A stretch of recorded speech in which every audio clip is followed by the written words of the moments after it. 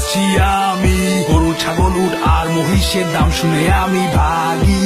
গরু এত দাম চায়, গলা টিপতে মন চায়। দাম কমাতে বললে ব্যাপারী ঘোড়ার মতো লাফ দেয়। কম দাম বললে গরু হাসে, কাছে গেলে গরু গুতা মারে। ওষুধ দিয়া গরু ফুলাইছে, প্রাইস ট্যাগ গলায় ঝুলাইছে। চামড়ার নিচে মাংস নাই রে, দাম কেন তো বাড়াইছে।